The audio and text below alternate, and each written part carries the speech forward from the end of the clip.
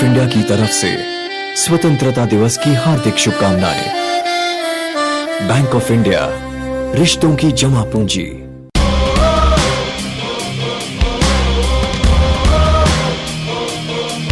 हमने वादे किए इस वतन के लिए, सर उठा के चले नाज इस पे हमें, गीत गाते रहे गुनगुनाते रहे, हर दिल में खुशियों के रंग, तिरंगा चाह रहा, सर को उठा वतन के वास्ते कुछ कर दिखा, सलाम हर सच्चाई को, सलाम हर अच्छाई को, सलाम हर इस जज्बे को, मेरा सलाम। सब हैरान हैं हम चल पड़े नए मोड़ पे, नई सोच से खूब रंग है खिले, संग सब चल पड़े, हमें रोके हैं किसमें ये दम, तिरंगा चाह रहा, सर को उठा वतन के वास्ते कुछ कर दिखा, सलाम हर सच्चाई को, सलाम हर अच्छाई को, सलाम हर इस जज्बे को, मेरा सलाम। हमने वादे किए इस वतन के लिए, सर उठा के चले नाज इस पे हमें, गीत गाते रहे गुनगुनाते रहे, हर दिल में खुशियों के रंग, तिरंगा चाह रहा, सर को उठा वतन के वास्ते कुछ कर दिखा, सलाम हर सच्चाई को, सलाम हर अच्छाई को, सलाम हर इस जज्बे को, मेरा सलाम।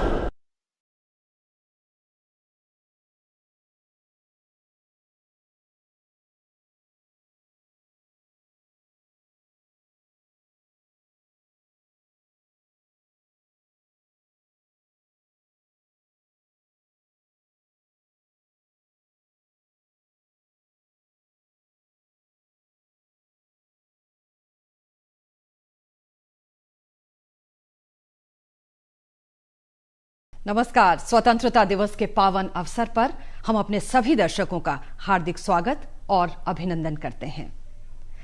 15 अगस्त 1947 की वो सुबह ऐसी ही एक सुबह थी जब देश ने आजादी में कदम रखा था, आंख खोली थी गुलामी के अंधेरों को चीरकर। हमें मिला था एक आसमान, हमें मिला था हमारे विश्वास और हमारे सपने। आज का दिन आजादी की इन फिजाओं को नमन करने का है। आज का दिन अपने तिरंगे को सलाम करने का है। आज का दिन उन शहीदों को याद करने का है जिन्होंने अपने प्राणों को न्यौछावर कर दिया था और हमें दी थी आजादी की ये सुबह। आज एक बार फिर से लाल किला उसी जश्न का साक्षी बनेगा। अब से कुछ देर में प्रधानमंत्री डॉक्टर मनमोहन सिंह लाल किले से राष्ट्र को संबोधित करेंगे। आइए हम सीधे चलते हैं लाल किला।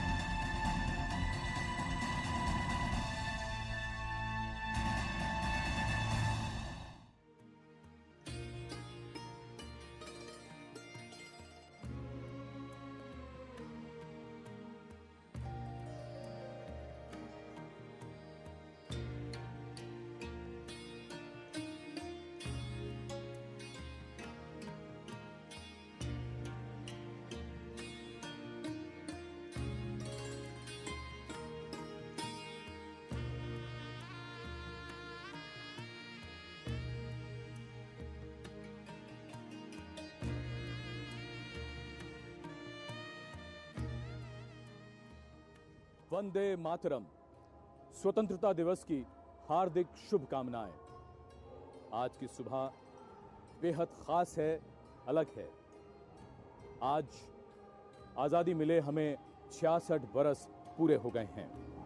अगर इतिहास के पन्नों को हम जरा पलट कर देखें तो ये ऐतिहासिक लाल किला स्वतंत्रता संग्राम में एक महत्वपूर्ण प्रतीक के रूप में नजर आता है। जब मई 1857 में पहली जंग आजादी की चिंगारी फूटी तो यहीं हुकूमत करने वाले बादशाह बहादुर शाह जफर के नेतृत्व में क्रांतिकारी इकट्ठे हो गए थे। इस क्रांति में 2 लाख से ज्यादा भारतीय शहीद हुए थे, लेकिन इसके बाद देश के कोने कोने में देशभक्ति की ज्वाला धधकने लगी थी और इसमें हमारे साहित्य की भी बड़ी भूमिका रही। लेखकों, शायरों और गीतकारों की रचनाओं ने जन जन को जोश में भर दिया। बहादुर शाह जफर ने लिखा, गाजियों में बू रहेगी जब तलक ईमान की, तख्त लंदन तक चलेगी तेग हिंदुस्तान की। उसके बाद बंकिम चंद्र चट्टोपाध्याय ने वंदे मातरम रचा। रामप्रसाद बिस्मिल ने लिखा, सरफरोशी की तमन्ना अब हमारे दिल में है, देखना है जोर कितना बाजुए कातिल में है। तो आजाद हिंद फौज का तराना था, कदम कदम बढ़ाए जा, खुशी के गीत गाए जा, ये जिंदगी है कौम की तो कौम पे लुटाए जा। तो इकबाल ने लिखा, सारे जहां से अच्छा हिंदुस्तान हमारा। इन सभी रचनाओं का देश के जनमानस पर अमिट प्रभाव पड़ा। आजादी को हर कीमत पर पाना देशभक्तों को मंजूर था, लेकिन गुलाम रहना कतई मंजूर नहीं था।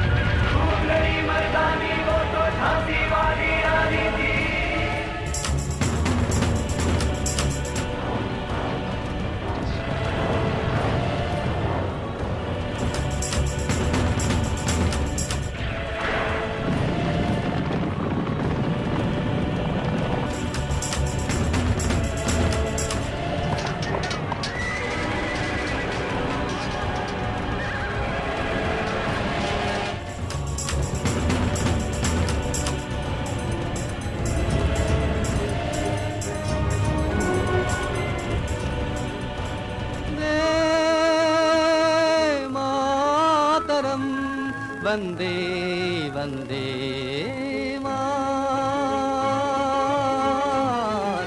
वंदे मातरम,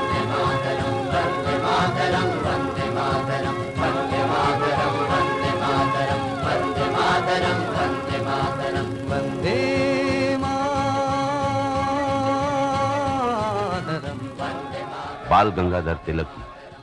1916 के ऐतिहासिक कांग्रेस अधिवेशन में उन्होंने नारा दिया, स्वराज मेरा जन्म सिद्ध अधिकार है और मैं इसे लेकर रहूंगा।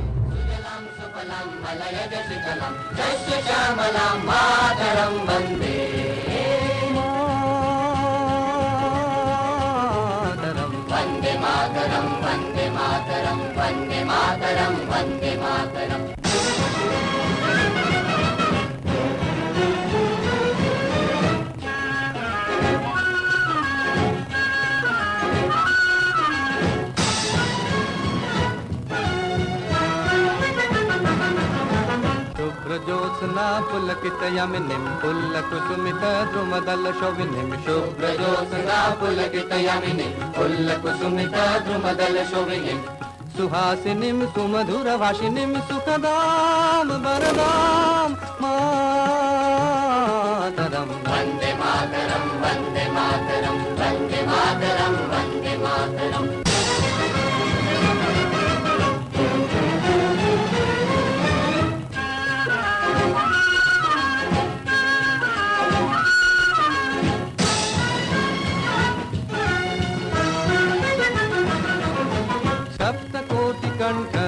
कल कल निनाद कराले सप्त कोटि भुजयुत खर कर वाले सप्त कोटि कंठ कल कल निनाद कराले सप्त कोटि भुजयुत खर कर वाले कबला कनु माया तो बोले बहुबल धारिणिंग नमामि तारिणिंग रिपुदल बारिणिंग मातरं वन्दे।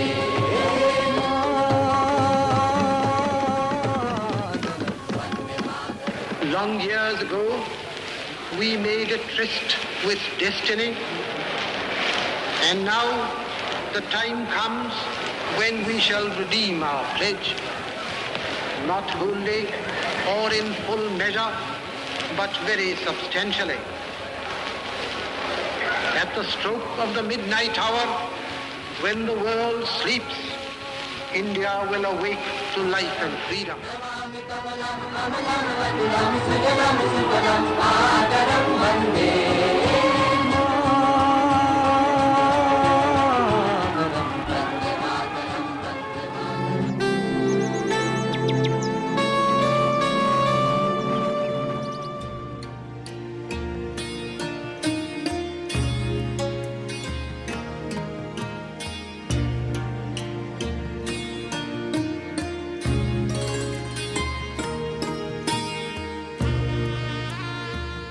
सन 1942 भारत छोड़ो आंदोलन की एक घटना है। पटना सेक्रेटेरिएट के सामने नौजवानों का एक जुलूस जा रहा था। जैसे ही वो वहां पहुंचा, वहां अंग्रेज अफसर आर्चर अपने सिपाहियों के साथ मौजूद था। इन नौजवानों को देखते ही उसने कहा, क्या चाहते हो? भीड़ को चीरकर एक नौजवान आगे आ गया और उसने कहा कि हम तिरंगा फहराना चाहते हैं। वो बोला, और कौन है जो झंडा फहराना चाहता है? इसके बाद 11 नौजवान आगे आ गए तो आर्चर ने हुक्म दिया, गोली चलाओ। फिर क्या था, गोलियां चलने लगीं और ये 11 के 11 नौजवान नीचे गिर गए। उसके बाद गोलियों की बौछारें शुरू हो गईं और भीड़ में कितने ही लोग घायल हो गए। सबके मन में एक ही बात थी कि तिरंगा कौन फहराएगा। तभी अचानक जय घोष हुआ, वंदे मातरम। सबने पलटकर देखा तो सेक्रेटेरिएट के गुंबद पर एक दुबला पतला नौजवान हाथ में तिरंगा लिए मुस्कुरा रहा था। उसने तिरंगा फहरा दिया।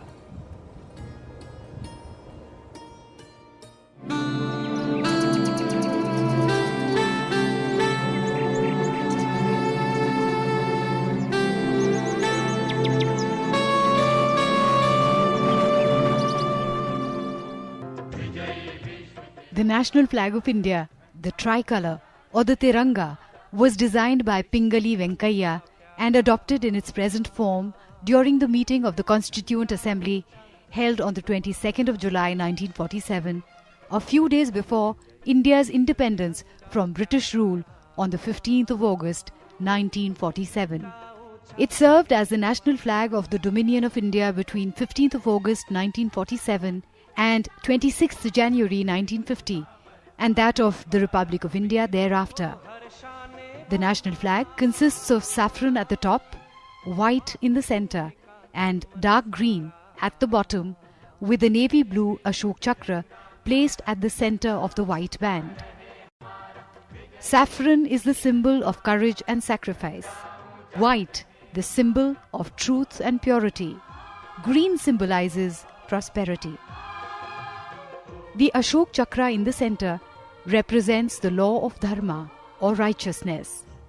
The wheel also represents the dynamism of peaceful change. The national flag went through many avatars. The Bande Mataram flag, part of the Swadeshi movement against the British, was used at the annual session of the Indian National Congress. A slightly modified version was subsequently used by Madam Bhikaji Kama at the Second Socialist International meeting in Stuttgart. She was the first Indian to have raised the national flag on foreign soil. In an earlier version of the national tricolour, Mahatma Gandhi's charkha as the symbol of India's self-reliance had been adopted by the Congress at its 1931 meeting as the Swaraj flag. The Flag Selection Committee of the Constituent Assembly, headed by Rajendra Prasad, included Maulana Abul Kalam Azad, Sarojini Naidu, C. Rajagopalachari, K. M. Munshi and B. R. Ambedkar as its members. On the 14th of July 1947, the committee recommended that the flag of the Indian National Congress be adopted as the national flag of India, with the spinning wheel being replaced by the chakra from the lion capital of Ashoka. The flag was proposed by Pandit Nehru at the Constituent Assembly on the 22nd of July 1947. The resolution was approved unanimously, and thus our national tricolour became the symbol of India.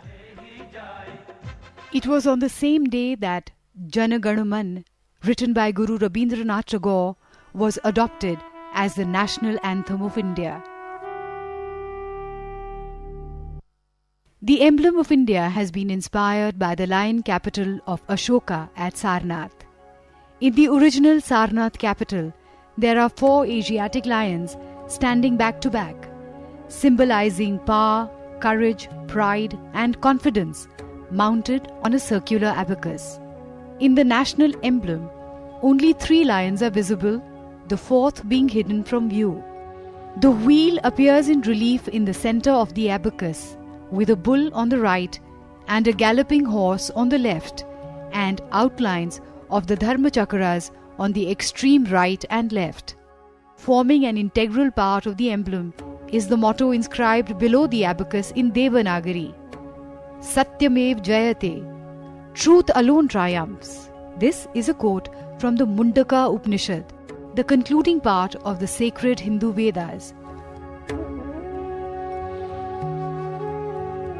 This national emblem was adopted on the 26th of January 1950, the day that India became a republic.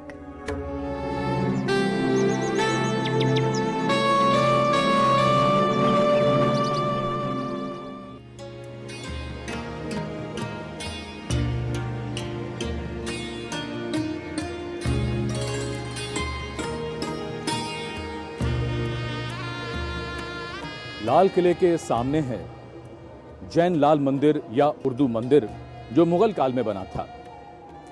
इस मंदिर को मुगल फौज के एक जैन अफसर ने बनवाया था, इसलिए इसे लश्कर मंदिर भी कहते हैं। जहां यह जैन मंदिर है, यहीं से चांदनी चौक शुरू होता है, जो फतेहपुरी तक है।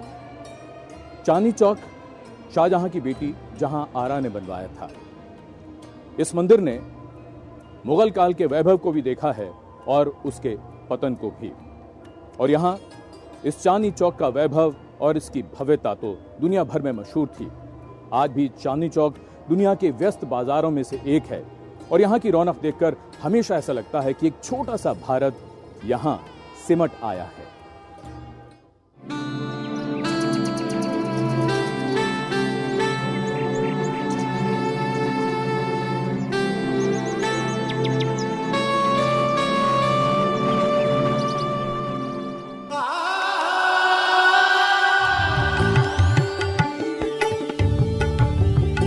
लाल किले की प्राचीर से सामने नजर डालें तो लघु भारत का एक रूप नजर आता है। इस रूप को समेटे है चांदनी चौक। चांदनी चौक 300 साल से भी ज्यादा पुराना है। इसे मुगल बादशाह शाहजहां ने 1650 में कायम किया था, जब वो अपनी राजधानी को आगरा से दिल्ली लाए थे। यहां सड़क के ठीक कोने पर स्थित है दिगंबर जैन मंदिर। बड़ा लंबा और पुराना इतिहास है इसका। मूल मंदिर 1526 में बना था। मंदिर से दाईं ओर मुड़े तो बर्ड्स हॉस्पिटल यानी पक्षी अस्पताल आ जाता है, अहिंसा और प्रेम का संदेश देता हुआ। जरा सा और आगे चलिए तो गौरी शंकर मंदिर के दर्शन होते हैं। दाईं ओर नजर दौड़ाइए तो मौजूद हैं क्षमा के प्रतीक ईसा मसीह को दर्शाता ये चर्च, और ये है शीशगंज गुरुद्वारा, बलिदान की पराकाष्ठा।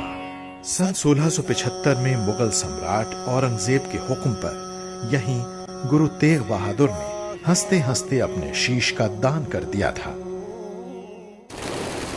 यहीं सामने है ऐतिहासिक श्रद्धानंद चौक और चंद कदम आगे है टाउन हॉल।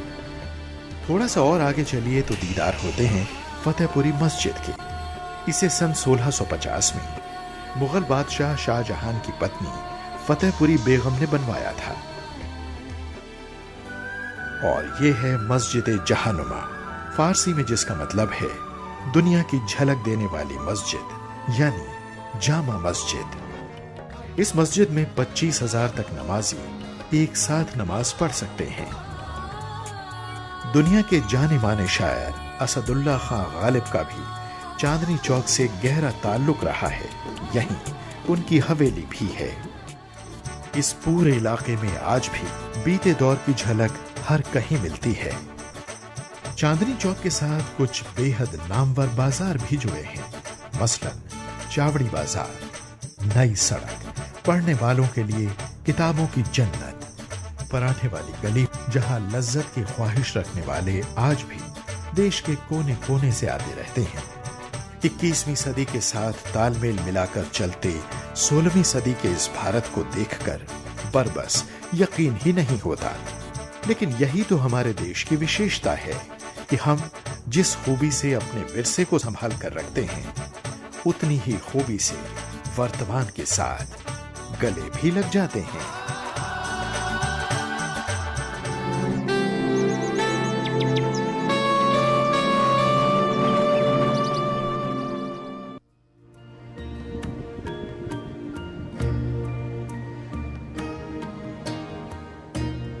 बादशाह शाहजहां ने जब अपनी राजधानी आगरा से दिल्ली लाने की सोची तो बहुत तय करने के बाद इस जगह को यानी जमुना के किनारे पर लाल किला बनाने के बारे में फैसला किया गया।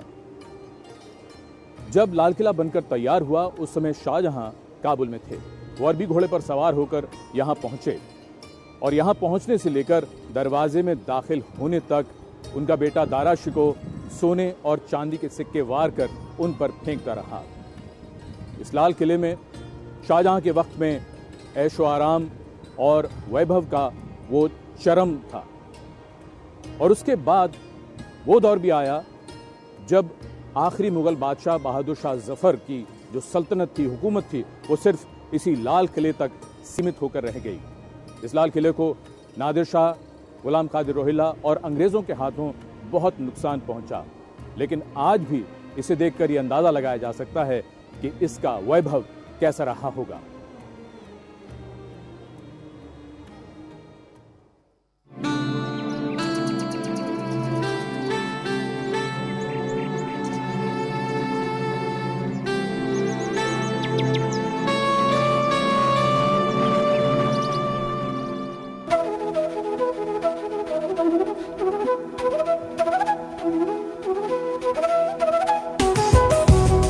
लाल किला इतिहास का एक ऐसा मौन दर्शक जिसने सदियों की जद्दोजहद को देखा है,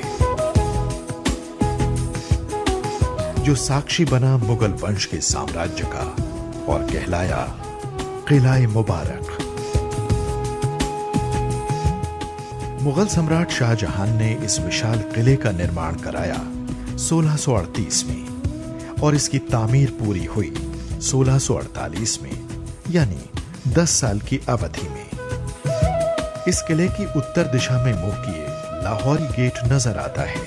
अंदर प्रवेश करने पर मीना बाजार के दर्शन होते हैं।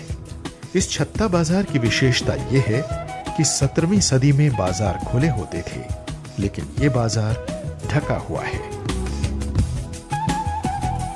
आज भी इसकी जीनत वैसी ही है, बस यहां बिकने वाली चीजें बदल गई हैं।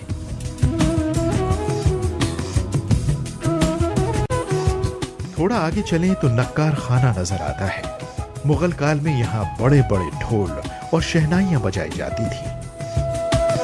इसके बाद दीदार होते हैं दीवाने आम के। आज बेशक यहां बलुआ पत्थर की झलक मिलती है, पर करीब 300 साल पहले इस पर सफेद प्लास्टर होता था और ऊपर से सोने की परत इसकी खूबसूरती में 4 चांद लगा देती थी। यहां शाहजहां आम लोगों से मिलते थे। इसके बाद आता है दीवाने खास। ये जगह पूरी तरह संगमरमर से सजी है। ये वो जगह है जहां शाहजहां बेहद खास लोगों से मिला करते थे। यहां की एक दीवार पर फारसी में लिखा है, अगर जमीन पर कहीं जन्नत मौजूद है तो वो यही है, यही है, यही है। यहां आज भी कीमती रत्न दीवारों पर जड़े देखे जा सकते हैं। लाल किले की एक और जीनत है 1659 में बनी मोती मस्जिद। इसे बनवाया था शाहजहां के बेटे औरंगजेब ने। यह है हयात बख्श बाग, यानी जिंदगी बख्शने वाला बागीचा। इसके बीच से एक छोटी सी नहर बहा करती थी, जिसे कहते हैं नहर बहिश्त। इसके अलावा यहाँ रंग महल और खास महल जैसी लाजवाब संरचनाएं भी हैं, जो अपनी तकनीक और सुंदरता से आज भी हमारा मन मोह लेती हैं। 1857 के गदर में अंग्रेजों ने इस किले पर कब्जा कर लिया और उन्होंने यहाँ मौजूद रिहायशी महलों को ब्रिटिश फौज का मुख्यालय बना लिया। गदर के फौरन बाद यहाँ बहादुर शाह जफर पर मुकदमा चलाया गया। फिर 1947 में भारत ने स्वतंत्रता हासिल की। आज ये किला भारत की प्रभुसत्ता की एक प्रमुख निशानी है और प्रधानमंत्री हर स्वतंत्रता दिवस पर यहाँ से राष्ट्र को संबोधित करते हैं। पूरा देश शान से लहराते इस तिरंगे को ये आश्वासन देता है कि वो उसकी गरिमा, उसकी संप्रभुता और प्रतिष्ठा में दिन दूनी रात चौगुनी अभिवृद्धि करेगा।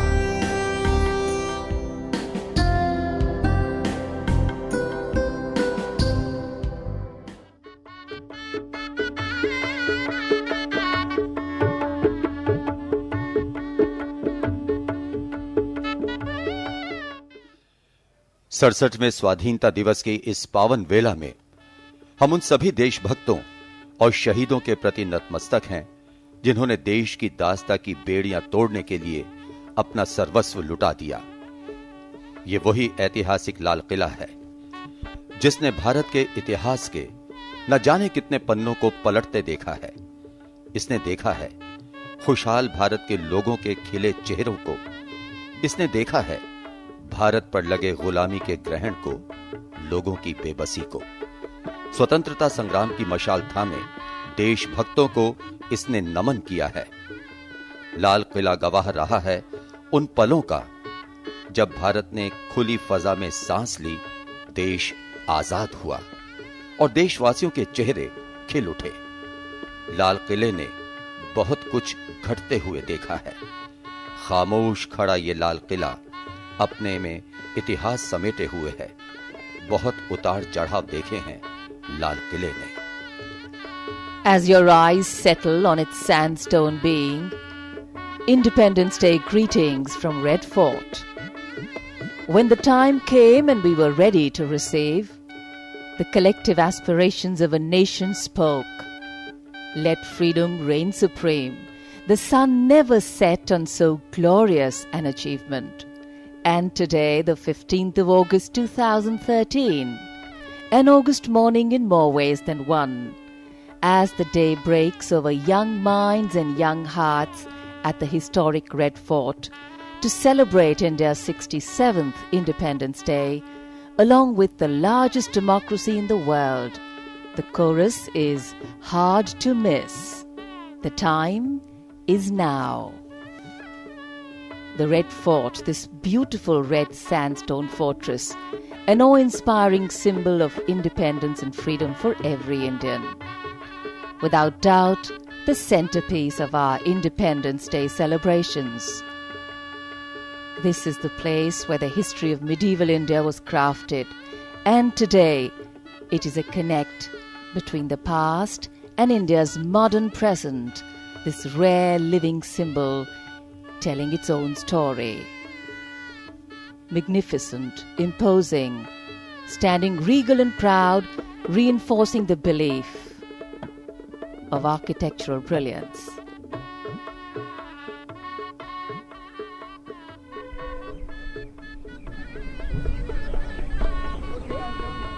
Architectural brilliance is definitely much more than design. It's about rhythm, order, balance and soul. हमारी गंगा जमुनी संस्कृति, स्वतंत्रता संग्राम, लगभग 200 वर्ष की गुलामी से आजाद होता भारत, ये सब देखा है। सर उठाए शान से खड़े लाल किले ने। 15 अगस्त 1947 को स्वतंत्र भारत के पहले प्रधानमंत्री पंडित जवाहरलाल नेहरू ने राष्ट्र को संबोधित करते हुए इसी लाल किले से कहा था, एक बड़ी मंजिल हमने पार की है। ये बात तय हो गई है कि हिंदुस्तान पर अब कोई गैर हुकूमत नहीं रहेगी। मैं हिंदुस्तान की जनता का प्रथम सेवक हूं। हमने कहा कि हम देश में प्रजातंत्र चाहते हैं। प्रजातंत्रवाद में हमेशा जनता को जानना चाहिए कि हम क्या कर रहे हैं, हम क्या सोचते हैं, और वह जनता को पसंद होना चाहिए। उसी की सलाह से सब काम होने चाहिए। Ever since we arrived here this morning, the Red Fort has been a hub of activity. In fact, today's celebrations at the Red Fort are the result of several days of practice. And here, 3,500 school children gathered here. And the formation they've made this year is the tricolour touching the sky.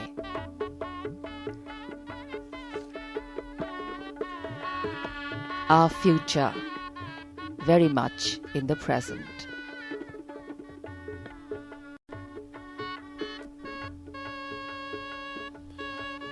हमारी आन बान शान का प्रतीक राष्ट्र ध्वज। लाल किले पर शान से पहरा था हमारा राष्ट्र ध्वज।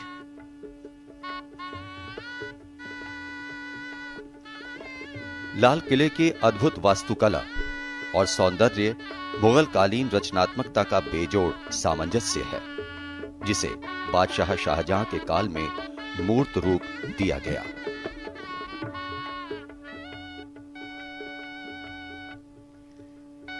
Today, as we breathe in this air of independence, we live in a free nation.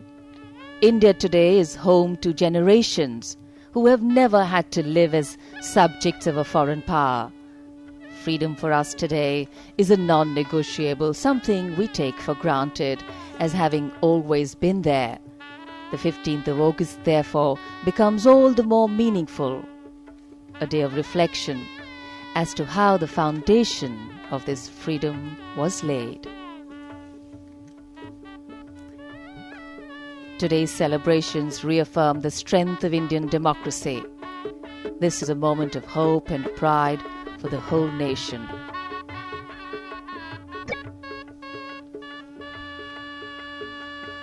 लाल किले के ठीक सामने बने 15 अगस्त उद्यान में ये स्कूली बच्चे काफी सुबह यहां पहुंच जाते हैं।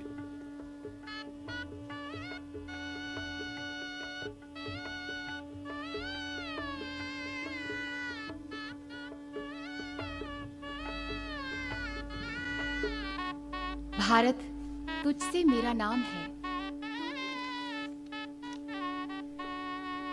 Standing under the canopy of the 7 minars topped arches, the buglers keep time for the ceremony.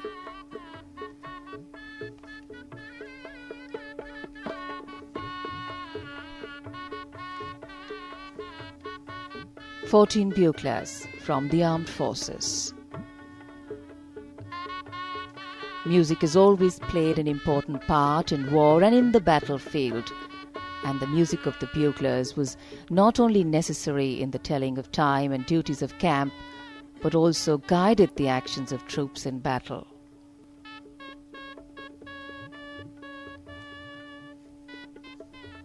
Our country, a country full of vitality, constantly growing and renewing itself, and even in the toughest of times, our resilience and belief in the future helps us keep our eyes on the broad horizon ahead. Members of Parliament, Cabinet Ministers, VIPs, dignitaries slowly filling in the enclosures here.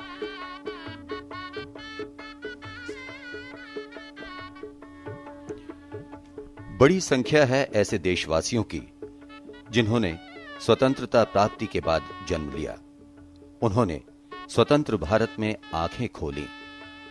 उनके साथ साथ पूरा राष्ट्र स्मरण करता है, नमन करता है उन सभी शहीदों, देशभक्तों और स्वाधीनता संग्राम से जुड़े प्रत्येक व्यक्ति को जिन्होंने देश की आजादी के लिए अपना सब कुछ कुर्बान कर दिया, अपने प्राणों की आहुति दी।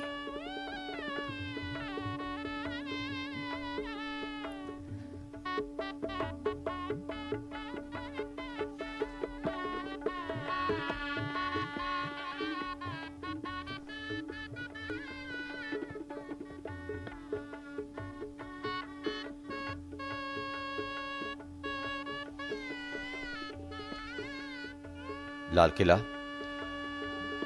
जहां आज प्रधानमंत्री डॉक्टर मनमोहन सिंह राष्ट्रध्वज फहराएंगे और राष्ट्र को संबोधित करेंगे। When India declared her independence to the world, her founding fathers knew that to sustain and endure, we would have to understand and adapt to change, to preserve the nation's ideals of liberty and equality and justice, and to make them truly meaningful to the last man, the Antyodaya, who lived in Bapu's heart. We still have a long way to go, and today, as we keep rhythm with the present, the context of development is important to define growth. Our democracy needs to not only be enduring and meaningful as a system of governance, but must also be the engine of our collective prosperity. राष्ट्रभक्तों और शहीदों की कुर्बानियों, उनके बलिदानों से 15 अगस्त 1947 भारत के इतिहास में एक स्वर्णिम अध्याय के रूप में जुड़ गया। हम आजाद हुए। विविधता में एकता हमारे देश की ताकत रही है। ये ऐसी ताकत थी जिसने स्वतंत्रता संग्राम को और तेज कर दिया। स्वाधीनता हासिल करने के लिए राष्ट्रभक्तों और शहीदों ने अपना सर्वस्व लुटा दिया, अनेक कष्ट सहे, लेकिन मन में एक ही लौ जगी थी, स्वाधीनता की। दिल से निकलेगी न मरकर भी वतन की उल्फत, मेरी मिट्टी से भी खुशबुए वतन आएगी।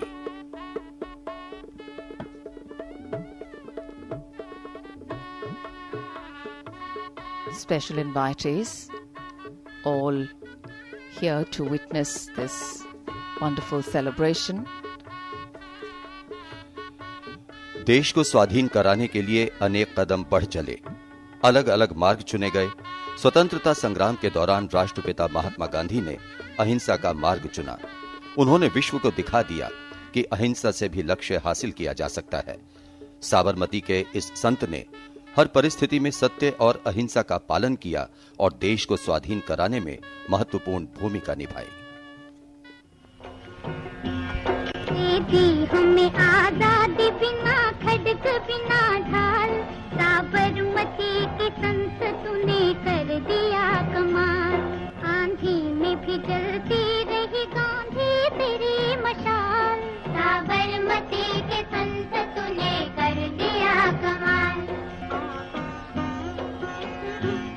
धरती पे लड़ी तूने अजब मजहब की लड़ाई, दाहीन कहीं तोप न बंदूक चलाई, दुश्मन के किले पर भी न की तूने चढ़ाई, बाहरी फकीर खूब करामात दिखाई, चुटकी में दुश्मनों को दिया देश से निकाल, साबरमती के संत तूने कर दिया कमाल, रघुपति राघव राजा राम। शतरंज बिछा कर यहाँ बैठा था जमाना, लगता था कि मुश्किल है फिरंगी को हराना, टक्कर थी बड़े जोर की, दुश्मन भी था ताना, पर तू भी था बापू बड़ा उस्ताद पुराना, मारा वो कच के दाव की उल्टी सभी की चाल, साबरमती के संत तूने कर दिया कमाल, रघुपति राघव राजा राम। जग में कोई जिया है तो बापू तू ही जिया, तूने वतन की राह पे सब कुछ लुटा दिया, मांगा न कोई तख्त न तो ताज ही लिया, अमृत दिया सभी को मगर खुद जहर पिया, जिस दिन तेरी चिता जली रोया था महाकाल, साबरमती के संत तूने कर दिया कमाल, दे दी हमें आजादी बिना खड्ग बिना ढाल, साबरमती के संत तूने कर दिया कमाल, रघुपति राघव राजा राम, रघुपति राघव राजा राम, रघुपति राघव राजा राम।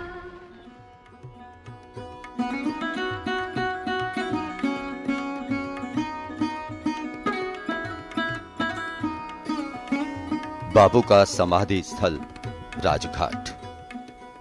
यहां आकर शांति और अहिंसा में अटूट विश्वास रखने वालों का आमो खास का सभी का सर श्रद्धा से झुक जाता है। बापू ने कहा था, मैं पूर्ण स्वराज से कम और किसी चीज से संतुष्ट नहीं होऊंगा। आप में से जो भी इस आंदोलन में शामिल हैं, वो अपने आप को स्वतंत्र पुरुष या नारी समझें, जैसे कि आप स्वाधीन हो और साम्राज्यवाद के अधीन ना हो। स्वाधीनता संग्राम में महात्मा गांधी ने देशभक्तों में नई ऊर्जा का संचार कर दिया, और वो भी शांति और अहिंसा के मार्ग पर चलते हुए। The flame of truth and non-violence lives strong at the samadhi of this apostle of peace, Bapu, the father of the nation.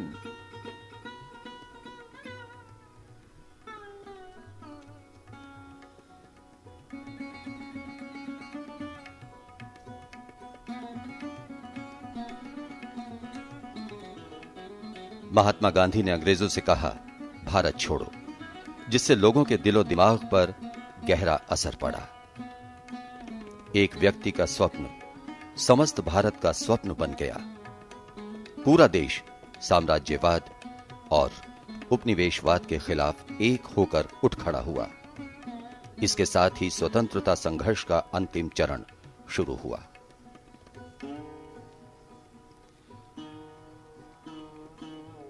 और यहां राजघाट पर कृतज्ञ राष्ट्र की ओर से महात्मा गांधी को पुष्पांजलि अर्पित करने के लिए प्रधानमंत्री डॉक्टर मनमोहन सिंह राजघाट पहुंच रहे हैं।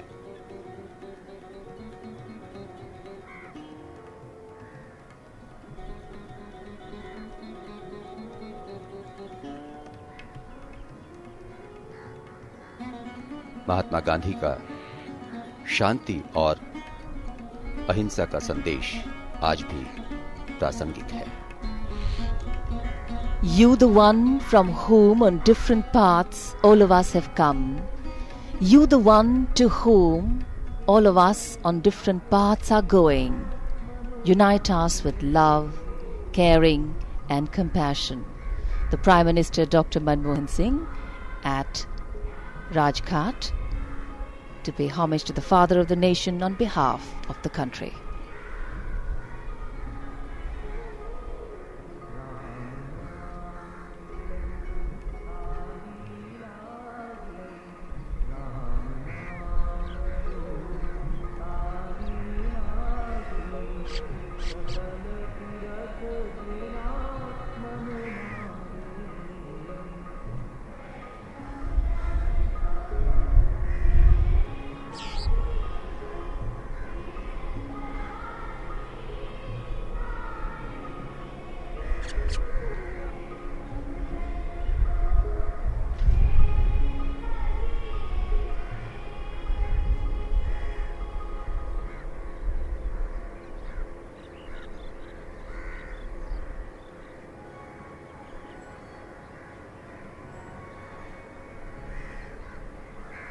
राष्ट्र की ओर से महात्मा गांधी को पुष्पांजलि अर्पित की प्रधानमंत्री डॉक्टर मनमोहन सिंह ने।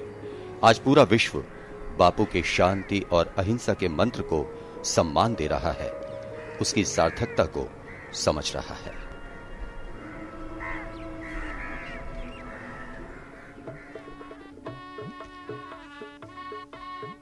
The past years have seen us script many success stories in different fields, and to share a few, we are the world's second largest pool of scientists and engineers, the world's largest manufacturer of tractors, and the largest exporter of generic formulations.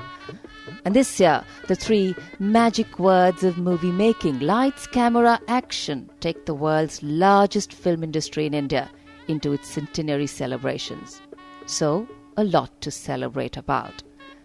To help the world understand India in its composite form today, we need to create a greater awareness of the country in its economic, social, and political context.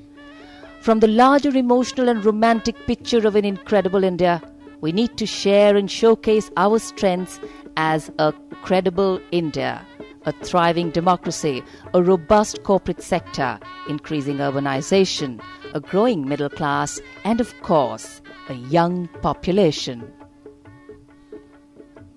लाल किले पर शान से फहराता राष्ट्रध्वज, कुर्बान इस पर हुए लाल लाखों, निगाहों में दुनिया की भाया तिरंगा, झुका है कभी ना झुकेगा तिरंगा, नमस्कार भारत है करता तिरंगा।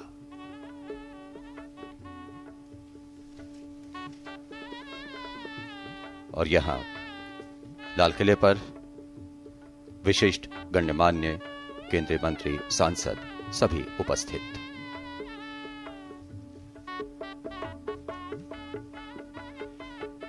लाल किले के ठीक सामने तैनात है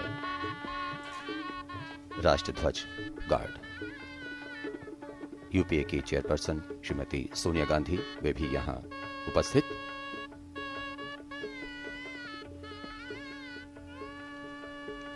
Our men in uniform, role models for our young.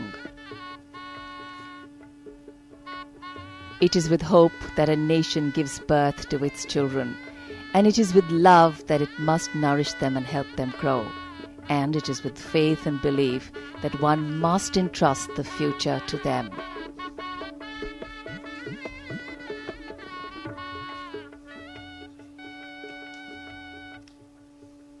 Children, a young India, growing in a free and democratic setup, will set benchmarks of excellence across the world. आज राष्ट्र का प्रत्येक व्यक्ति स्वाधीनता के रंग में रंगा है। हम सभी गौरवान्वित हैं अपने राष्ट्रीय पर्व पर। भारत ने लगभग हर क्षेत्र में बहुत उन्नति की है, प्रगति की है, विकास किया है। One of the basic principles our democracy rests on is that of equality and equal opportunity.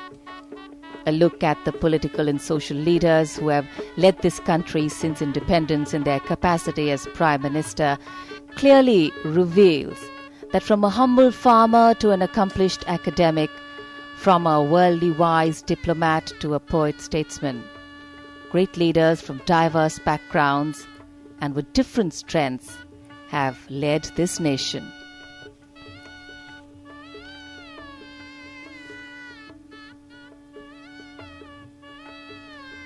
the colors of the national flag acquiring new meaning today.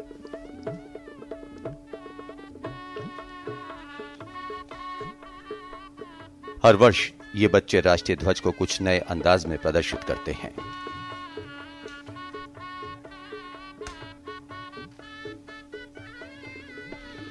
कुछ ही देर में प्रधानमंत्री डॉक्टर मनमोहन सिंह लाल किला पहुंचने वाले हैं। गुलामी की जंजीर तोड़कर जब भारत आजाद हुआ, तब देश के पहले प्रधानमंत्री पंडित जवाहरलाल नेहरू ने लाल किले की प्राचीर पर राष्ट्रीय ध्वज फहराया और राष्ट्र को संबोधित किया।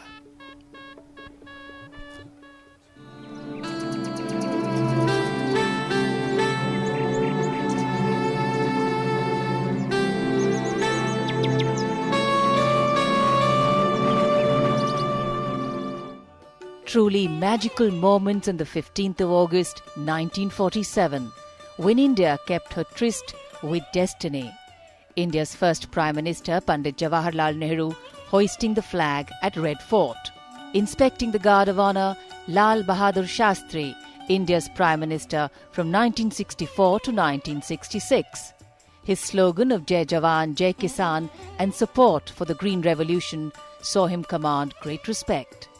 India's first and only lady Prime Minister, Indira Gandhi. She had 3 consecutive terms between 1966 and 1977. Seen here addressing the nation in a charismatic style. India's Prime Minister from 1977 to 1979, Morarji Desai, an Indian independence activist. Chaudhry Charan Singh, India's Prime Minister from 1979 to 1980, addressing the nation on the 15th of August 1979. In 1980, Mrs. Indira Gandhi became the Prime Minister for the 4th time. Dynamic and forward-looking, known for her bold decisions, she is remembered as one of the greatest political leaders of India. Rajiv Gandhi, a visionary in his own right, leading a government that encouraged foreign investment and increased investment in modern technology. India's progressive Prime Minister from 1984 to 1989. Rajiv Gandhi helped change India like never before. VP Singh, India's Prime Minister from December 1989 to November 1990. Prime Minister P.V. Narasimha Rao. He held office from June 1991 to May 1996. His term as Prime Minister was an eventful one in our history. Neoliberal policies spearheaded India's economic reforms. 15th of August 1996, H.D. Devagowda addressing the nation from the historic Red Fort. August 1997, and Independence Day celebrations with I.K. Gujral as the Prime Minister. From a family of freedom fighters, he was jailed in 1942 during the Quit India movement. A towering statesman and one of India's most respected leaders, a brilliant orator, Atal Bihari Vajpayee, articulating the aspirations of the masses. A poet at heart, his achievements in domestic and foreign policy have many admirers across the world. And this is Prime Minister Dr. Manmohan Singh at an earlier Independence Day celebration at Red Fort.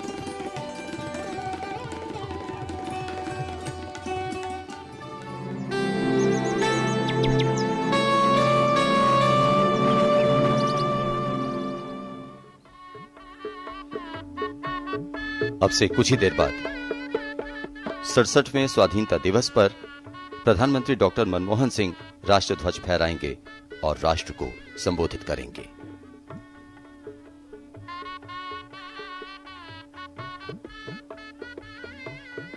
India's demographic transition to becoming the youngest nation in the world with the largest working population is well underway. The age structure of our population is likely to evolve favorably over the next 2 to 3 decades.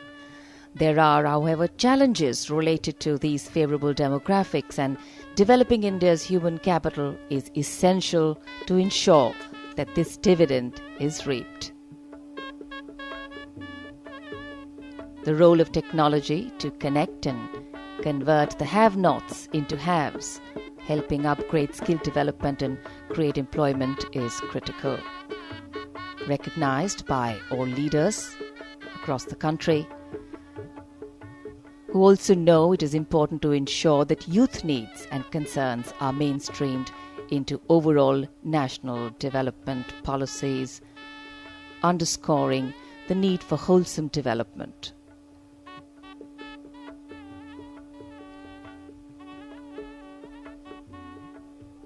And as the leaders today give voice to the nation in silent witness, the Red Fort transitions over the years,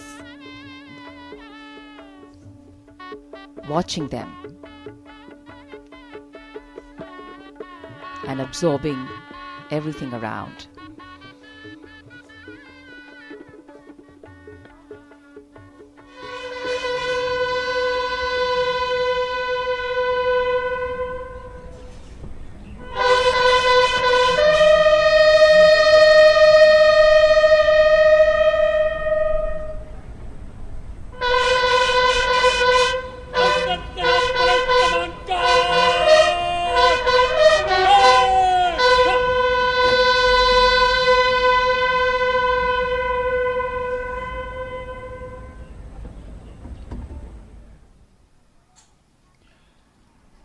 लाल किले का Lahori gate, जहां रक्षा मंत्री A.K. Antony और उनके सहयोगी प्रधानमंत्री की अगवानी के लिए खड़े हुए हैं, और ये कारों का काफिला संकेत देता हुआ प्रधानमंत्री डॉक्टर मनमोहन सिंह अब लाल किला परिसर पहुंच चुके हैं और कुछ ही देर में लाहौरी गेट पहुंचेंगे. So coming in through the Red Fort inspired delegate, the Prime Minister's cavalcade arrives at the Red Fort, curving along the peripheral moat of this monument.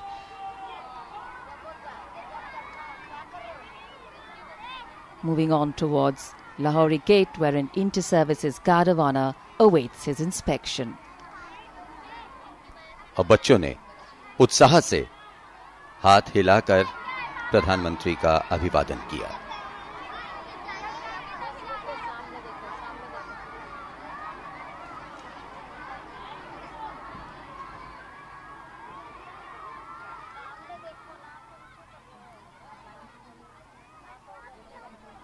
इस वर्ष सम्मान गारद और राष्ट्रीय ध्वज गार्ड का समन्वय वायुसेना के पास है.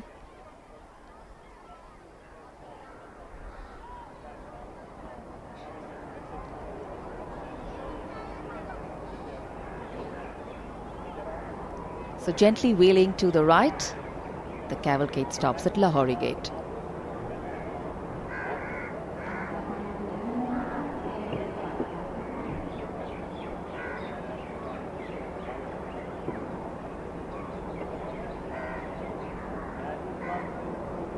प्रधानमंत्री डॉक्टर मनमोहन सिंह, स्वागत किया रक्षा मंत्री A.K. एंटनी, रक्षा राज्य मंत्री जितेंद्र सिंह और रक्षा सचिव R.K. माथुर ने.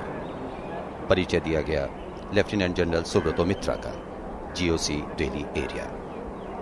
और अब सलामी मंच की ओर बढ़ते हुए प्रधानमंत्री जनरल सैल्यूट दिया जाएगा.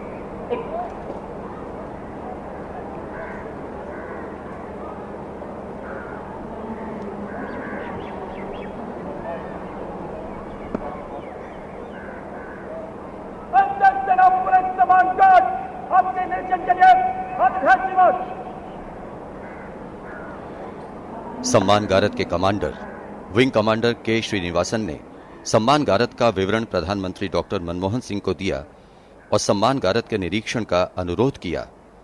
सम्मान गारद आपके निरीक्षण के लिए हाजिर है श्रीमान। Escorted by the Guard Commander, Wing Commander K. Srinivasan, the Prime Minister will now inspect the Guard of Honor and the band will strike up a slow march.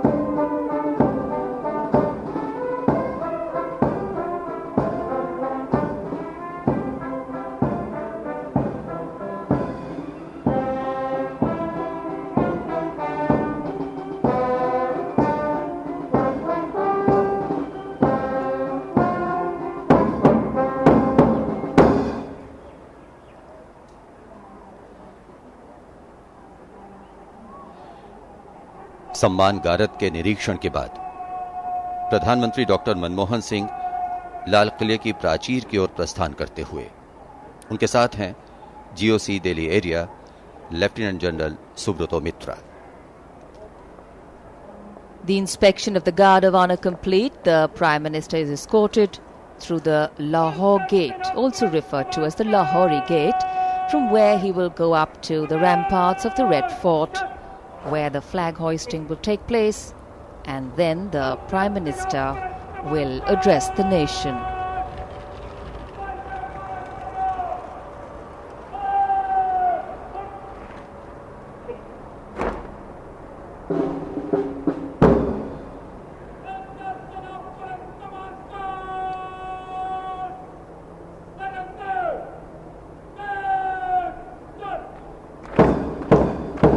And this is the central court of the rampart area, and you can see the Prime Minister emerging from under the Lahori Gate to be escorted up to the first level of the ramparts.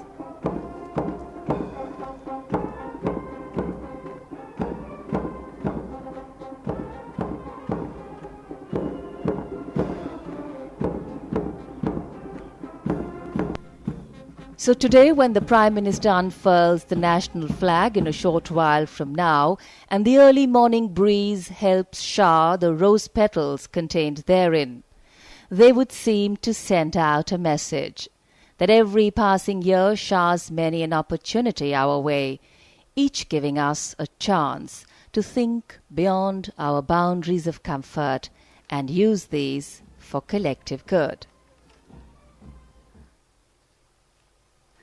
The unfurling of the national flag will be synchronized with the 21-gun salute fired by the gunners of the elite 871 Field Regiment.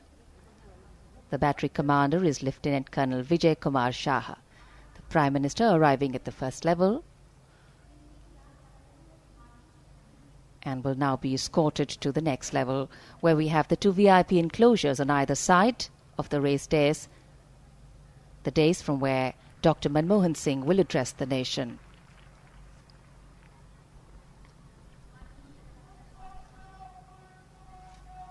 प्रधानमंत्री doctor Manmohan Singh राष्ट्र को संबोधित करेंगे।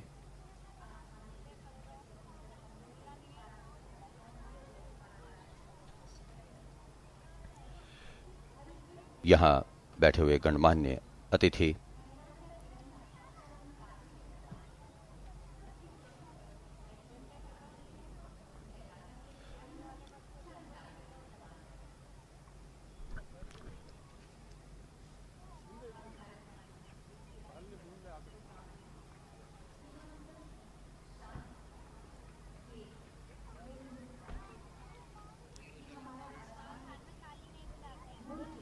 लोकसभा अध्यक्ष मीरा कुमार, वो भी यहां उपस्थित।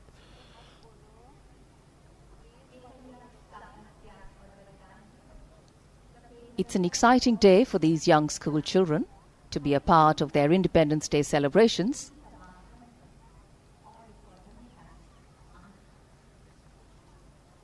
Energy, curiosity, and a great sense of awareness. All their characteristics, and they add that flavor to the celebrations here. ये बच्चे आने वाले समय में देश की प्रगति और खुशहाली के सफर को कुशलतापूर्वक जारी रखने का दायित्व संभालेंगे।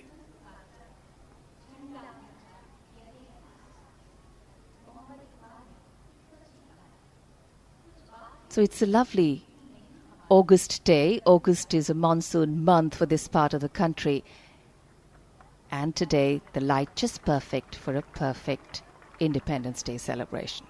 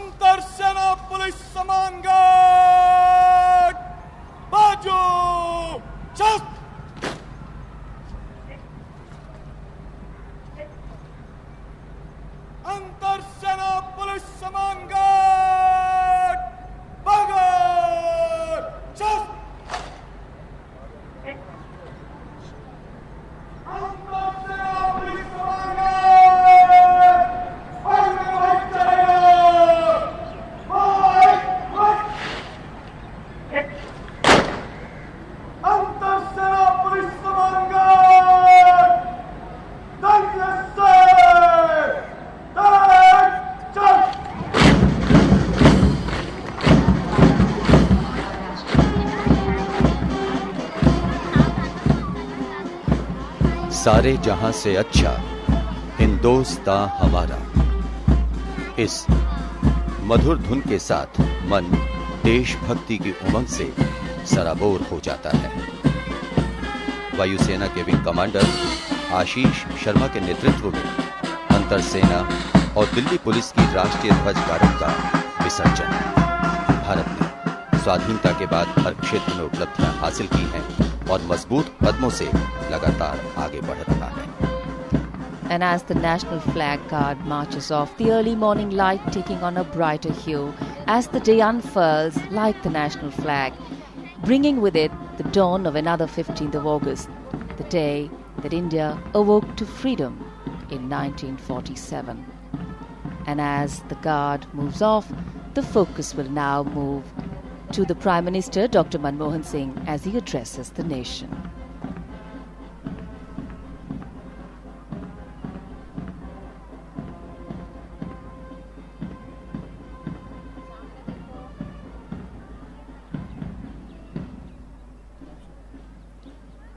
मेरे प्यारे भारतवासियों, भाइयों, बहनों और प्यारे बच्चों, मैं आप सभी को इस स्वाधीनता दिवस पर बधाई देता हूं।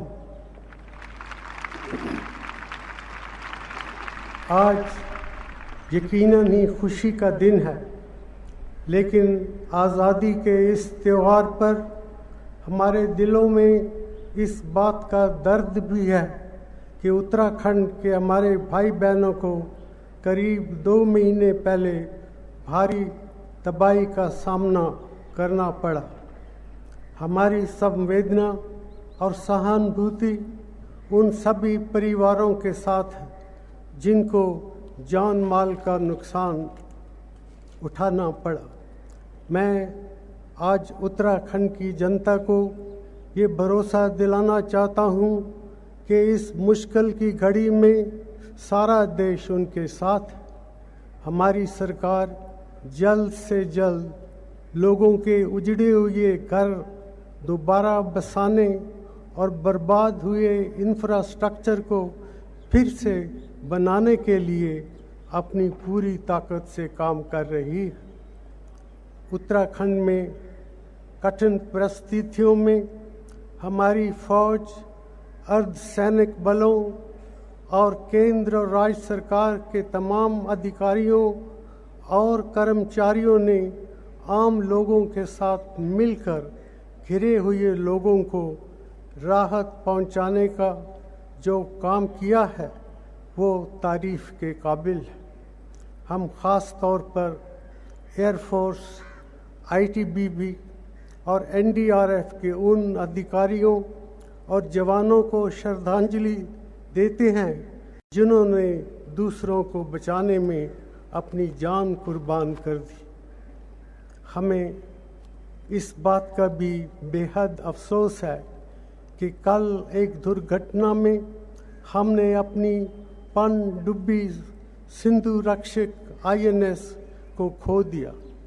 इस हादसे में 18 बहादुर नौसैनिकों के शहीद होने की आशंका है। ये नुकसान इसलिए और भी दर्दनाक है क्योंकि अभी हाल ही में हमारी नेवी ने अपनी पहली न्यूक्लियर पनडुब्बी अरिहांत और एयरक्राफ्ट कैरियर आईएनएस विक्रांत के रूप में तो बड़ी कामयाबियां हासिल की थी। हम शहीदों को श्रद्धांजलि देते हैं, साथ साथ नेवी के सफलताओं के लिए उन्हें मुबारकबाद भी देते हैं। भाइयों और बहनों, 1947 में महात्मा गांधी जी के नेतृत्व में हमने आज़ादी हासिल की। इसके बाद के अपने सफ़र पर अगर हम गौर करें तो पाएंगे कि हर 10 साल पर हमारे देश में बड़े बदलाव आए हैं। 1950 के दशक में पंडित जवाहरलाल नेहरू जी के नेतृत्व में एक लोकतांत्रिक गणराज्य के रूप में भारत ने अपने पहले कदम रखे। देश में एटॉमिक एनर्जी कमीशन, योजना आयोग और निर्वाचन आयोग जैसी संस्थाओं की स्थापना की गई, जिन्होंने आगे चलकर राष्ट्र निर्माण के काम में बहुत बड़ा योगदान दिया। पहली बार आम चुनाव कराए गए और देश के सामाजिक और आर्थिक विकास के लिए पहली पंचवर्षीय योजना बनाने का सिलसिला शुरू किया गया। 1960 के दशक में पंडित जवाहरलाल नेहरू जी ने नए नए उद्योग और कारखाने लगवाए, नई सिंचाई परियोजनाएं शुरू की और नए विश्वविद्यालय खोले। राष्ट्र निर्माण में विज्ञान और टेक्नोलॉजी के महत्व पर जोर देकर उन्होंने इस प्राचीन देश को एक आधुनिक राष्ट्र के रूप में विकसित करने का काम शुरू किया। 1970 के दशक में इंदिरा जी ने हमारे राष्ट्र का आत्मविश्वास बढ़ाया। इस दौरान हमने अंतरिक्ष में अपना पहला उपग्रह छोड़ा। हरित क्रांति ने पहली बार हमें अनाज उत्पादन में आत्मनिर्भरता प्रदान की। राजीव गांधी जी ने अगले दशक में तकनीकी और आर्थिक आधुनिकीकरण की प्रक्रिया शुरू की। इस दौरान इंफॉर्मेशन टेक्नोलॉजी के क्षेत्र में हमारी प्रगति की नींव रखी गई। पंचायती राज संस्थाओं के महत्व पर जोर दिया गया, जिसकी वजह से आगे चलकर इन संस्थाओं को मजबूत और अधिकार संपन्न बनाने के लिए हमारे संविधान में संशोधन हुआ। साल 1991 में हमने श्री नरसिम्हा राव जी के नेतृत्व में एक बहुत बड़े आर्थिक संकट का सामना बखूबी किया और देश की अर्थव्यवस्था को मजबूत करने के लिए आर्थिक सुधारों को अपनाया। उस समय इन सुधारों का कई राजनीतिक दलों ने विरोध किया, लेकिन ये सुधार राष्ट्र हित में थे और इसीलिए बाद में आने वाली सभी सरकारों ने उनको जारी रखा। साल 1991 से लेकर आज तक सुधारों की ये प्रक्रिया आगे बढ़ती रही है।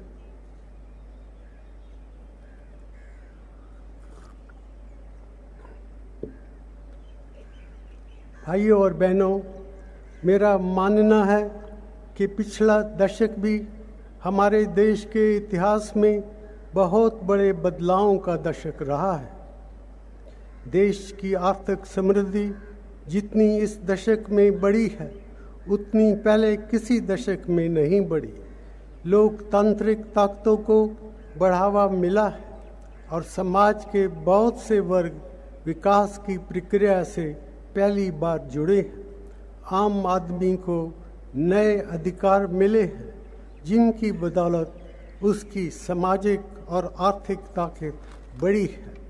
भाइयों और बहनों, मई 2004 में पहली यूपीए सरकार सत्ता में आई थी।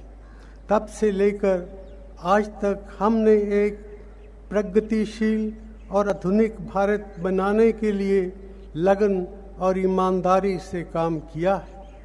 हमने एक खुशहाल भारत की कल्पना की है, एक ऐसा भारत जो सदियों से चले आ रहे गरीबी, भूख और बीमारी के बोझ से मुक्ति पा चुका हो, जहां शिक्षा के उजाले से अज्ञानता और अंधविश्वास के अंधेरे दूर हो चुके हो, जहां सामाजिक समानता हो और सबको एक जैसे आर्थिक अवसर प्राप्त हो, जहां समाज के किसी भी तबके को अन्याय और शोषण का सामना न करना पड़े।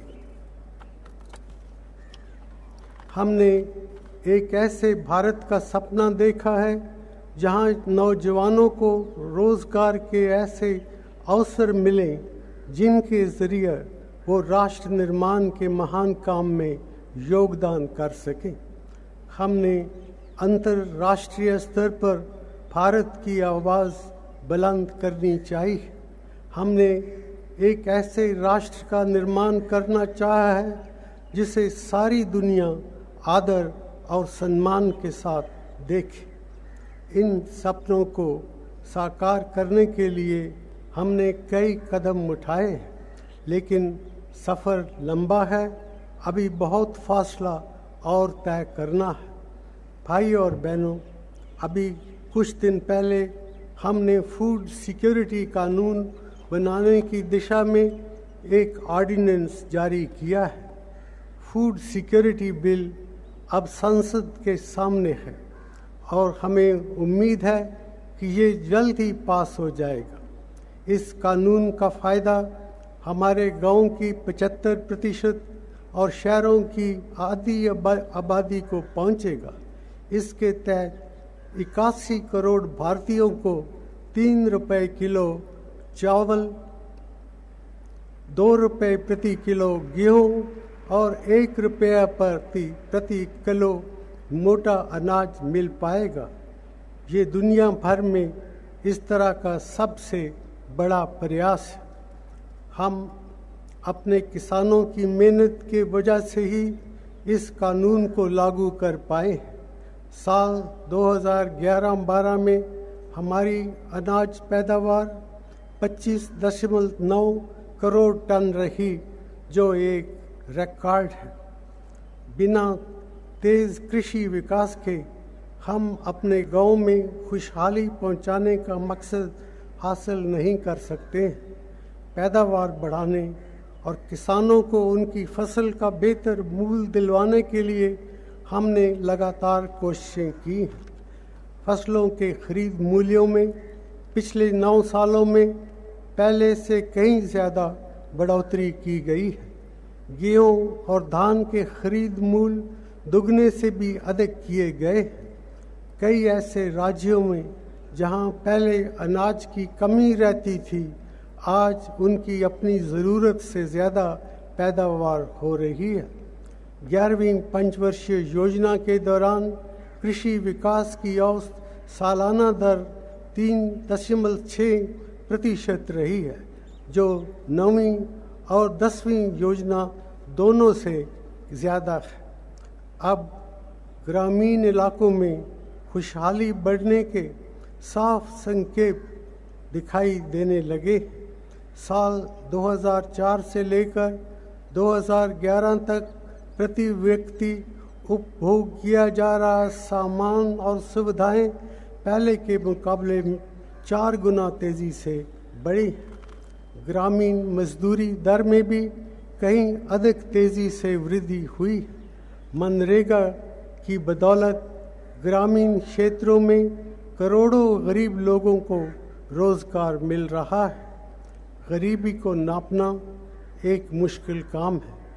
गरीबी की परिभाषा को लेकर लोगों के अलग अलग मित हैं, लेकिन हमें गरीबी की चाहे कोई भी परिभाषा अपनाए, इस बात से इनकार नहीं किया जा सकता कि 2004 के बाद गरीबी कम होने की गति तेज़ हुई है। कई ऐसे राज्य जो बहुत समय से पिछड़े माने जाते थे और जिनमें कुछ को बीमारू कहा जाता था, आज तेज़ी से विकास कर रहे हैं। भारत में हर बच्चे को शिक्षा के अवसर देने के लिए हमने शिक्षा का अधिकार कानून बनाया है। आज देश में लगभग सभी बच्चे प्राथमिक स्कूलों में पढ़ रहे हैं। कॉलेज जाने वाले छात्राओं की संख्या पिछले 9 सालों में दुगनी से भी ज़्यादा हो गई है। गरीबों और कमज़ोर तबकों के बच्चों को शिक्षा के अवसरों का फ़ायदा दिलाने के लिए हमने बड़े पैमाने पर वजीफ़ों के कार्यक्रम शुरू किए हैं। आज देश भर में 2 करोड़ से ज़्यादा बच्चों को केंद्र सरकार द्वारा वजीफ़े दिए जा रहे हैं। उच्च शिक्षा के क्षेत्र में कई नए संस्थान खोले गए हैं, जैसे 8 नए IIT, 7 नए IIM, 16 नई सेंट्रल यूनिवर्सिटीज़ और 10 नए NIT। साइंटिफिक रिसर्च को बढ़ावा देने के लिए भी नई संस्थाएं खोली गईं। साइंस की पढ़ाई में ज़्यादा छात्रों को शामिल करने के लिए और विदेशों से भारतीय साइंसदानों की वापसी आसान करने के लिए ठोस कदम उठाए गए हैं।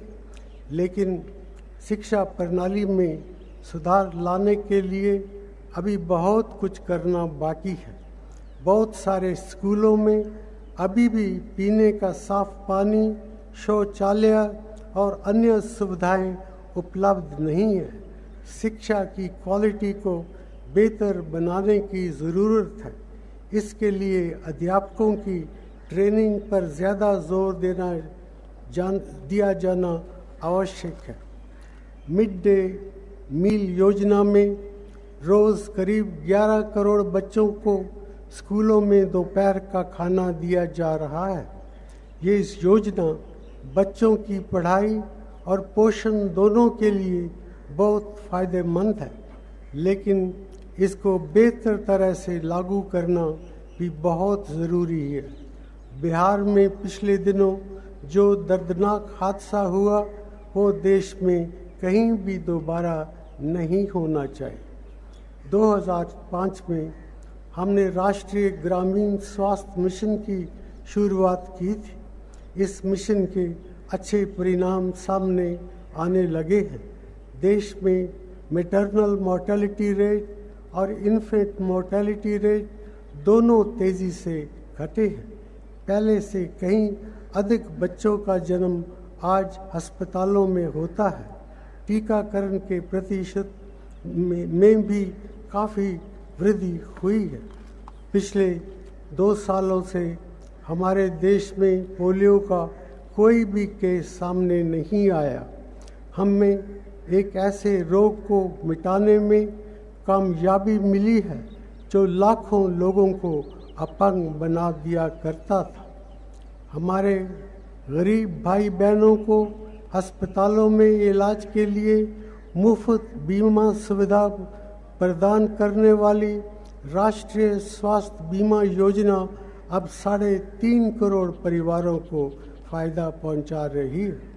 हमने शहरी क्षेत्रों में भी हेल्थ मिशन लागू किया है, जिससे इन क्षेत्रों में स्वास्थ्य सेवाओं का विस्तार होगा और उनमें सुधार आएगा। महिलाओं की सुरक्षा को बेहतर करने के लिए हमने महिलाओं के विरुद्ध अपराधों से संबंधित कानून को मजबूत बनाया है। इंफ्रास्ट्रक्चर यानी सड़कों, रेलगाड़ी, बिजली उत्पादन, सिविल एविएशन, बंदरगाहों और टेलीकॉम जैसे क्षेत्रों में भी पिछले 9 सालों में काफ़ी तरक्की हुई है।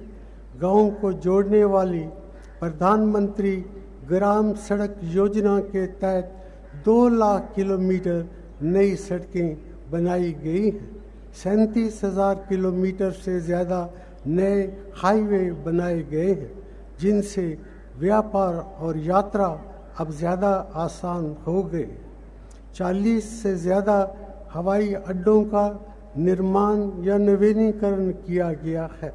सन 2004 में सिर्फ 7% लोगों के पास टेलीफोन कनेक्शन थे। आज 73% लोगों को ये सुविधा प्राप्त है। ग्रामीण इलाकों में ये प्रतिशत 2 से बढ़कर 40 हो गया है। बिजली उत्पादन में रिकॉर्ड बढ़ोतरी हुई है। भाइयों और बहनों, हाल के महीनों में भारत की अर्थव्यवस्था के बारे में ये बात चर्चा में रही है कि पिछले साल हमारी विकास दर कम होकर 5% रह गई है। ये बात सच है और हम इस हालत में सुधार लाने की पूरी कोशिश कर रहे हैं। लेकिन सिर्फ हमारा देश ही अकेला आर्थिक कठिनाइयों का सामना नहीं कर रहा है। पूरी विश्व अर्थव्यवस्था के लिए पिछला साल मुश्किल भरा रहा है। यूरोप के बड़े बड़े देशों में इस वक्त मंदी चल रही है।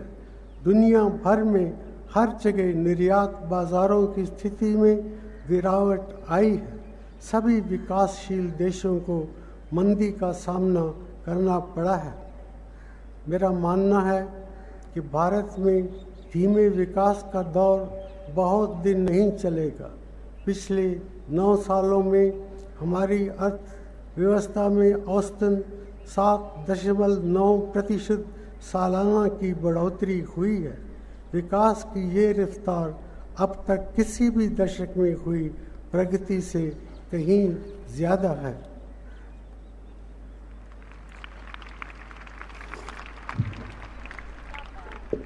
भाइयों और बहनों, आज दुनिया के देश एक दूसरे से जितना जुड़े हुए हैं उतना पहले कभी नहीं रहे। हमने अपनी विदेश नीति के ज़रिए ये कोशिश की है कि भारत को इस बात का पूरा फ़ायदा मिले। दुनिया की बड़ी ताकतों से पिछले 9 सालों में हमारे संबंध लगातार सुधरे हैं। पूर्व और दक्षिण पूर्व एशिया में स्थित 10 आसियान राष्ट्रों के साथ हमारी लुक ईस्ट पॉलिसी के अच्छे नतीजे सामने आए हैं, खासकर आर्थिक मामलों में। हमारी ये भी कोशिश रही है कि पड़ोसी देशों के साथ हमारी दोस्ती बढ़े, लेकिन पाकिस्तान के साथ रिश्ते बेहतर होने के लिए ये ज़रूरी है कि वो अपनी सरजमीन और अपने नियंत्रण वाली ज़मीन का इस्तेमाल भारत के खिलाफ किसी भी कार्रवाई के लिए ना होने दें। राष्ट्रीय सुरक्षा के क्षेत्र में भी स्थिति में सुधार हुआ है। 2012 में और इस साल कुछ राज्यों में सांप्रदायिक हिंसा की चिंताजनक घटनाओं के बावजूद पिछले 9 साल सांप्रदायिक सद्भाव की दृष्टि से अच्छे गुजरे हैं। आतंकवादी और नक्सली हिंसा में भी कमी आई है, लेकिन राष्ट्रीय सुरक्षा के संबंध में हमें लगातार सावधानी बरतने की ज़रूरत है। समय समय पर हो रहे नक्सली हमलों को पूरी तरह रोकने में हम सफल नहीं हो पाए हैं। छत्तीसगढ़ में पिछली 25 मई को जो नक्सली हिंसा हुई वो भारत के लोकतंत्र पर एक सीधा हमला था। भारत और पाकिस्तान के बीच नियंत्रण रेखा पर हाल ही में हमारे जवानों पर कायरतापूर्ण हमला किया गया। इस तरह की घटनाओं को रोकने के लिए हम हर मुमकिन कोशिश करेंगे। भाई और बहनों, सरकार के काम को ज़्यादा संवेदनशील, पारदर्शी और ईमानदार बनाने के लिए हमने कई महत्वपूर्ण कदम उठाए हैं। इनमें से मैं सिर्फ 2 का जिक्र यहाँ करना चाहूँगा। आरटीआई कानून के ज़रिए आम आदमी को अब सरकारी कामकाज के बारे में पहले से कहीं ज़्यादा जानकारी मिल रही है। इस कानून का इस्तेमाल एक बड़े पैमाने पर हर स्तर पर हो रहा है। ये कानून अक्सर गड़बड़ी और भ्रष्टाचार को सामने लाता है और सुधार का रास्ता खोलता है। मुझे यकीन है कि आने वाले समय में आरटीआई की वजह से सरकारी कामकाज में और सुधार आएगा। हमने संसद में लोकपाल बिल प्रस्तुत किया है। लोकसभा ने इसे पास कर दिया है और अब इस पर राज्यसभा विचार कर रही है। ये कानून हमारी राजनीतिक व्यवस्था को साफ सुथरा बनाने की दिशा में एक बड़ा कदम होगा। भाई और बहनों, हमने पिछले दशक में एक लंबा सफ़र तय किया है, लेकिन अभी बहुत कुछ करना बाकी है।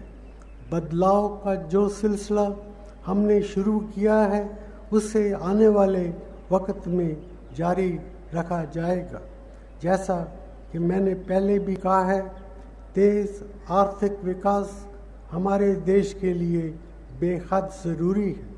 गरीबी दूर करना, अच्छी शिक्षा और स्वास्थ्य सेवाएं उपलब्ध कराना और रोज़गार के नए नए अवसर पैदा करना, ये सब तेज़ आर्थिक विकास के बगैर मुमकिन नहीं है। पिछले 9 साल में हमने आर्थिक विकास की जो औसत रफ्तार हासिल की है उससे हमारे देश की क्षमताओं का पता चलता है, लेकिन इस वक्त देश के आर्थिक विकास की दर में कमी आई है। हम इस कमी को दूर करने के लिए पूरी मेहनत से काम कर रहे हैं।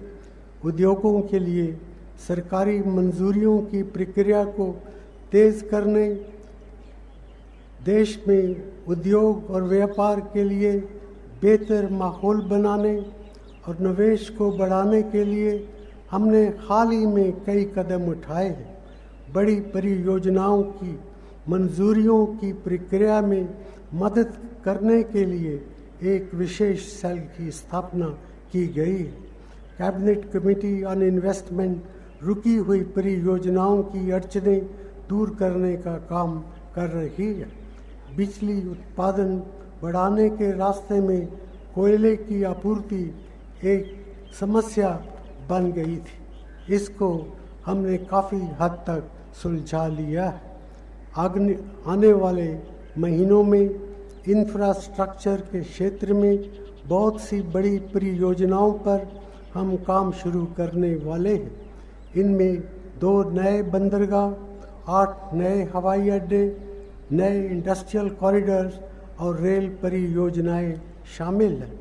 फॉरेन डायरेक्ट इन्वेस्टमेंट को बढ़ावा देने के लिए हाल ही में हमने कई क्षेत्रों में ऐसे निवेश की सीमा बढ़ाई है और इसकी प्रक्रिया को आसान बनाया है। निवेश बढ़ाने की इन कोशिशों के अच्छे नतीजे हमें अगले कुछ महीनों में साफ दिखने को मिलेंगे। इससे आर्थिक विकास की रफ्तार तेज होगी, रोजगार के अवसर बढ़ेंगे और इंफ्रास्ट्रक्चर में भी सुधार आएगा। भाइयों और बहनों, फूड सिक्योरिटी कानून बनने के बाद उसे प्रभावी ढंग से लागू करना हमारी प्राथमिकताओं में से एक रहेगी। इस दिशा में हमने राज्यों के साथ मिलकर काम करना शुरू कर दिया है। पब्लिक डिस्ट्रीब्यूशन सिस्टम के कंप्यूटराइजेशन के काम में तेजी लाई जाएगी। मिड डे मील स्कीम में सुधार लाए जाएंगे। बच्चों को स्कूल में मिल रहा भोजन पौष्टिक होने के साथ साथ साफ सुथरे ढंग से बना हुआ होना चाहिए। ये सुनिश्चित करने के लिए हम ठोस कदम उठाएंगे।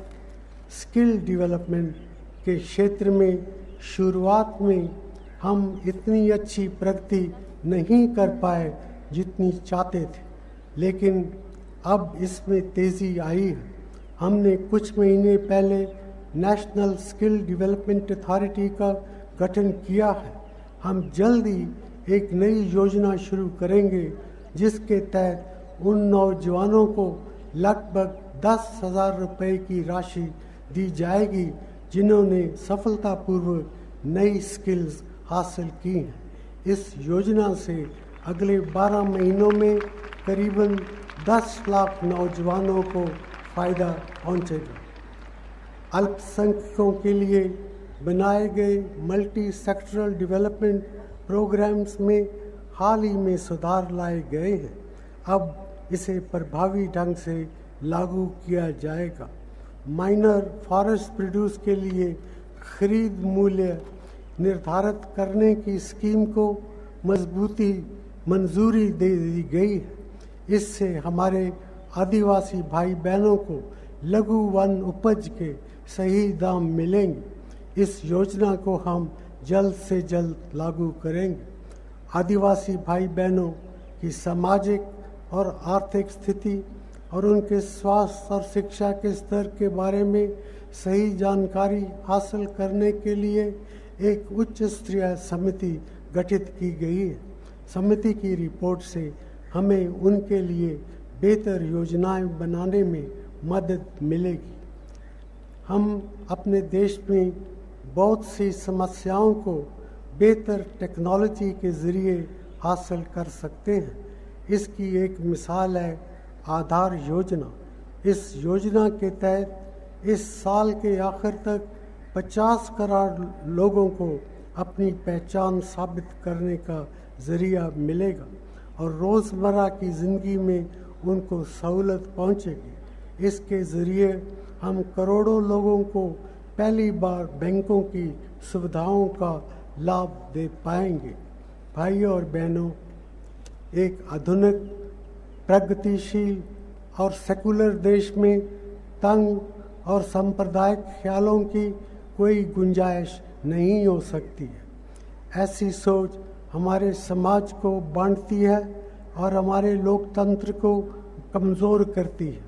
हमें इसे रोकना होगा। हमें अपनी संस्कृति की उन परंपराओं को मजबूत करना होगा जो हमें अन्य विचारधाराओं के प्रति सहनशील होना और उनका सम्मान करना सिखलाती हैं। मैं आज सभी राजनीतिक दलों, समाज के सभी वर्गों और आम जनता से इस दिशा में प्रयास करने की अपील करता हूँ। कुछ दौर पहले मैंने कहा था कि आज़ादी के बाद के हर दशक में भारत में बड़े परिवर्तन आए। हमें आज ये सोचना है कि आने वाले 10 सालों में हम किस तरह का परिवर्तन चाहते हैं। पिछले 10 सालों में जैसी प्रगति हमने की है, यदि हम उसे आगे भी जारी रखें तो वो वक्त दूर नहीं जब भारत को गरीबी, भूख, बीमारी और अशिक्षा से कंप्लीट मुक्ति मिल जाएगी। हमारा भारत खुशहाल होगा और इसकी खुशहाली में सभी नागरिक बराबर के शरीक होंगे, चाहे उनका धर्म, जाति, क्षेत्र, भाषा कुछ भी हो। इसके लिए हम सबको मिलकर देश में राजनीतिक स्थिरता, सामाजिक एकता और सुरक्षा का माहौल भी बनाना होगा। आइए हम सब मिलकर एक ऐसा भारत बनाने के लिए अपने आप को फिर से समर्पित करें। प्यारे बच्चों, अब आप मेरे साथ मिलकर 3 बार बोलिए, जय हिंद, जय हिंद, जय हिंद। धन्यवाद। जनगण मन अधिनायक जय हे भारत भाग्य विधाता।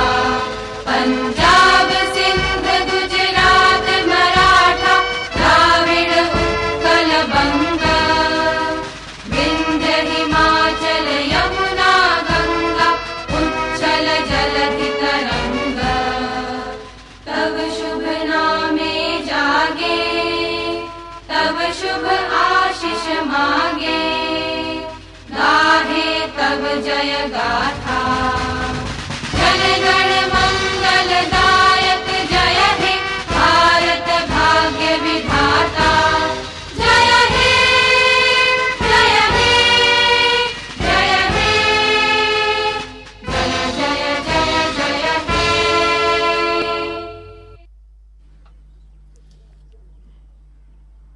माननीय प्रधानमंत्री ने अभी राष्ट्र को हमने कई पड़ावों को दृढ़तापूर्वक पार किया है और भारत उपलब्धियां हासिल करते हुए आगे बढ़ रहा है।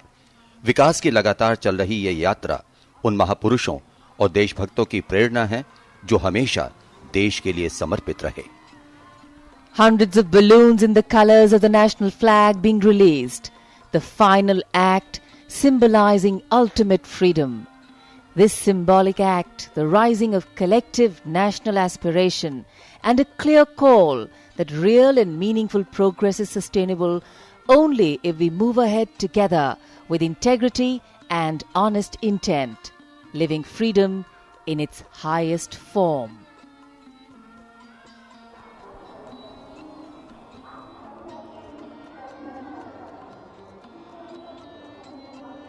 तिरंगे के रंग आकाश में और इन्हीं के साथ मन भी नई ऊंचाइयां छू रहा है। याद आ रही हैं शहीद राम प्रसाद बिस्मिल की वो पंक्तियां, न चाहूं मान दुनिया में, न चाहूं स्वर्ग को जाना, मुझे वर दे यही माता, रहूं भारत पे दीवाना। स्वाधीनता दिवस की एक बार फिर हार्दिक शुभकामनाएं। नमस्कार, जय हिंद।